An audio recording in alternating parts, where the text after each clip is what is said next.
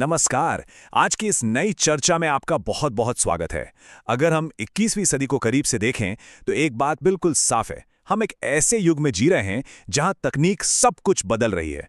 चाहे वो अंतरिक्ष की गहराइयां हो, हमारी सेहत हो या फिर हमारी शिक्षा प्रणाली। इन तीनों अलग अलग क्षेत्रों में जो बदलाव हो रहे हैं वो सच में हैरान करने वाले हैं। तो चलिए आज इसी पर बात करते हैं कि कैसे तकनीक हमारी दुनिया को एक नया रूप दे रही है। आज की हमारी चर्चा की रूपरेखा कुछ इस प्रकार है। हम नई तकनीकी सीमाओं से शुरुआत करेंगे, फिर मॉडर्न स्पेस रेस को समझेंगे, उसके बाद हेल्थ केयर और ग्लोबल एजुकेशन में आ रहे बदलावों को देखेंगे और आखिर में बात करेंगे इस सब के बीच पैदा हो रहे डिजिटल डिवाइड की। तो चलिए सबसे पहले बात करते हैं भाग 1 की, द न्यू टेक्नोलॉजिकल फ्रंटियर्स, यानी एक सदी का ऐसा एकीकरण जो हमने पहले कभी नहीं देखा। अब यहाँ एक बहुत ही दिलचस्प और गहरा सवाल उठता है, तकनीक किस तरह से एक ही समय में हमारे शरीर, हमारे दिमाग और अंतरिक्ष में हमारी जगह, इन तीनों को पूरी तरह से बदल रही है। सोचिए जरा, ये तीनों बिल्कुल अलग अलग फील्ड्स लगते हैं, है ना? लेकिन ये सभी एक ही धागे से जुड़े हैं और वो धागा है टेक्नोलॉजी। चलिए इस बड़े सामाजिक और वैज्ञानिक बदलाव को थोड़ा और करीब से समझते हैं। सीधे चलते हैं हमारे दूसरे भाग पर, आधुनिक अंतरिक्ष दौर, जहां हम डीप स्पेस की विरासत और कम लागत वाली दक्षता के बीच का फर्क देखेंगे। जब हम मॉडर्न स्पेस एक्सप्लोरेशन की बात करते हैं तो हमारे सामने दो बिल्कुल अलग अप्रोच आते हैं।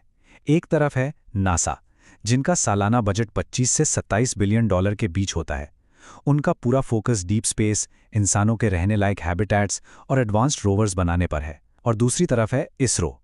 इनका बजट मुश्किल से 1.5 से 2 बिलियन डॉलर है, लेकिन इनका फोकस है cost efficient missions, reliable launch और ऐसे प्रोजेक्ट्स पर जिनसे समाज का सीधा फायदा हो। इससे एक बात तो साफ है, कमाल के इनोवेशन के लिए हमेशा भारी भरकम बजट की ही जरूरत नहीं होती। और अगर आपको इसरो की इस उच्च दक्षता का कोई सबूत चाहिए तो बस इस एक नंबर पर गौर कीजिए, 104। जी हां, इसरो के PSLV C-37 रॉकेट ने एक ही मिशन में 104 सैटेलाइट्स को सफलतापूर्वक लॉन्च करके पूरी दुनिया को हैरान कर दिया था और एक वर्ल्ड रिकॉर्ड बना दिया था।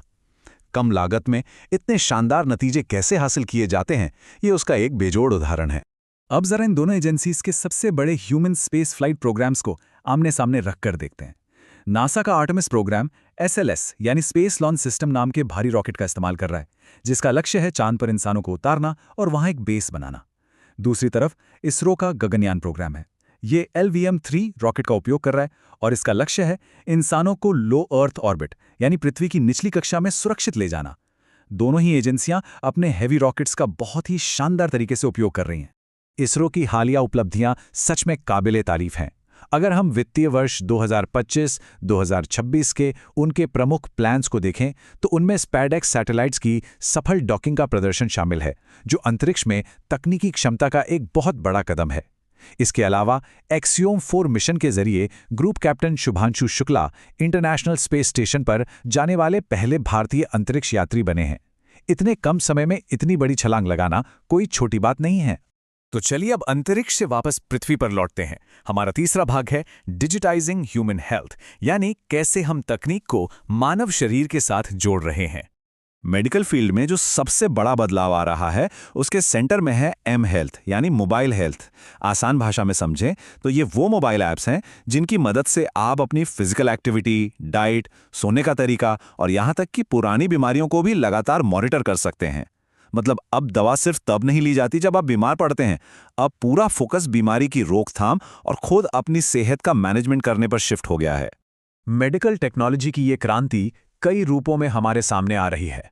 जरा सोचिए, दूर दराज के इलाकों के लिए टेलीमेडिसिन, लगातार हेल्थ मॉनिटर करने वाले स्मार्ट वेरेबल्स, आपका पूरा डेटा सुरक्षित रखने के लिए इलेक्ट्रॉनिक हेल्थ रिकॉर्ड्स, और सबसे खास है AI का इस्तेमाल।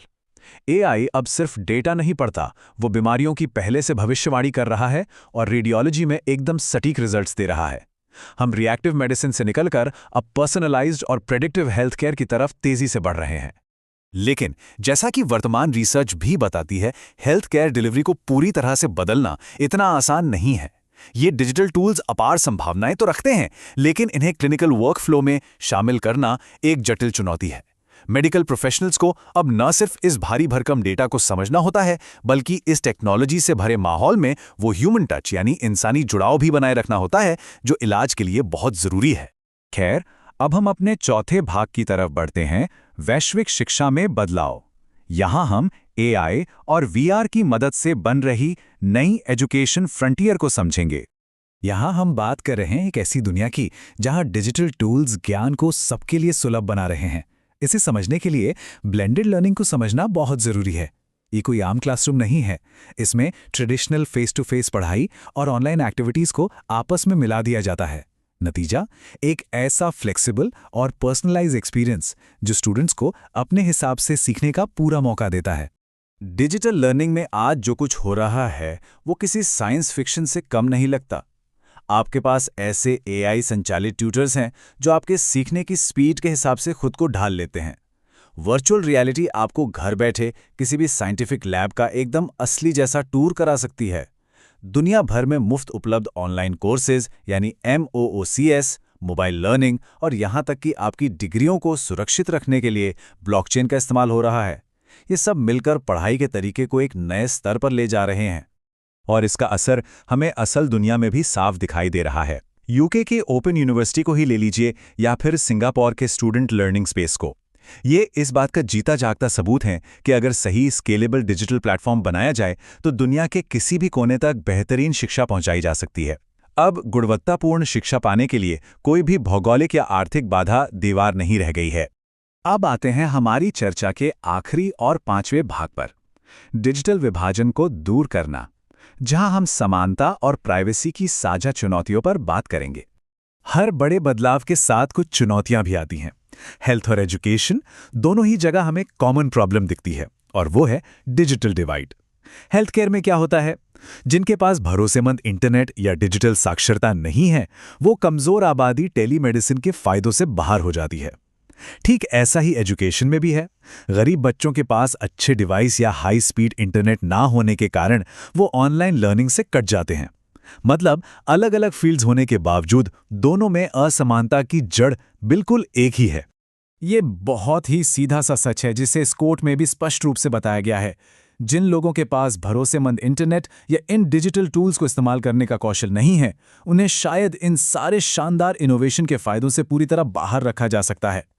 कोई भी तकनीकी प्रगति तब तक पूरी तरह सफल नहीं मानी जा सकती जब तक वो समाज के हर वर्ग तक न पहुंचे। तो अब सवाल है कि इन चुनौतियों से निपटने के लिए हम कर क्या सकते हैं? हमें कुछ बेहद जरूरी कदम उठाने होंगे, जैसे डेटा प्राइवेसी और साइबर सिक्योरिटी की रक्षा करना, AI सिस्टम्स में जो बायस या पूर्वाग्रह होते हैं उन्हें दूर करना, ऐसे डिजाइन्स बनाना जिन्हें हर कोई आसानी से इस्तेमाल कर सके। इसके अलावा प्रोफेशनल्स को लगातार ट्रेनिंग देना और सबसे जरूरी, एक समान डिजिटल इंफ्रास्ट्रक्चर में निवेश करना। हमें यह पक्का करना होगा कि डिजिटल क्लासरूम और हेल्थ रिकॉर्ड्स मौजूदा असमानताओं को और न बढ़ाएं। और इसी के साथ मैं आपको एक गहरे विचार उत्तेजक सवाल के साथ छोड़ना चाहूंगा। जैसे जैसे तकनीक अंतरिक्ष, चिकित्सा और ज्ञान की इन सीमाओं को मिटा रही है, क्या हम बतौर समाज वो जरूरी पुल बना पाएंगे जिससे हर इंसान इस नई दुनिया में कदम रख सके? ये सिर्फ तकनीक का नहीं, बल्कि हमारी सामूहिक इच्छा शक्ति का सवाल है। इस चर्चा का हिस्सा बनने के लिए आपका बहुत बहुत धन्यवाद। विचार करते रहिए और नया सीखते रहिए।